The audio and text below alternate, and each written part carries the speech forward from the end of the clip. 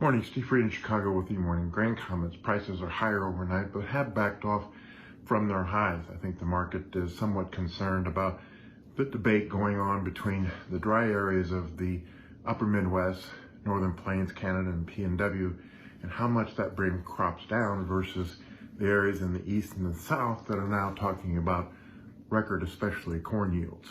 We're also noting that we still haven't seen that export demand in the beans and corn for next year that the market is planning on. And without that demand, it's hard for the cash markets to firm, and it's hard to find some support underneath the market for the beans. But right now, beans are at up 10 cents, around the 14.16 area. The high overnight was 14.31, so that'll be kind of the new resistance. Corn's up 9 cents at 5.65.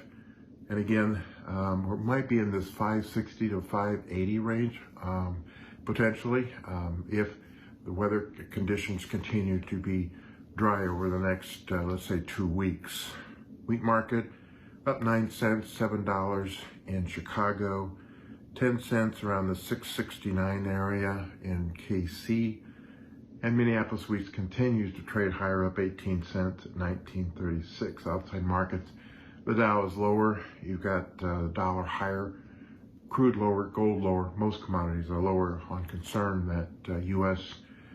cases, especially of the Delta variant, is beginning to rise. We're also watching Asia for similar increases and concerned about the Japanese Olympics with some of the participants testing positive. The other thing that the market is going to be watching is the corn ratings today. Are they unchanged, or do they go up 1% of what's going on in the East? We did note that in Dalian futures, you've got beans, meal, oil, palm oil all higher while the corn is lower. And most people right now are using for 21 and 22 a carryout for corn around 9.20 versus the government's 14.32. And all that depends on whether the exports are 2,500 or 2,800. In the beans, most people have a carryout around 120 for 21.22 versus the government's 155. And again, it's all up to the yield. Plus, exports might be a little bit higher, maybe 21.50 versus the government's 20.75. On the wheat, everyone has a crop a little bit lower than the government's 17.46. Exports are still relatively low at 875, but that would put the carryout somewhere around 600 million bushels versus the government 665. So I think the path of least resistance is up in the marketplace, but we kind of need to see some talk about lower carryouts, higher export demand, and we need somebody to come in and buy this market over key resistance.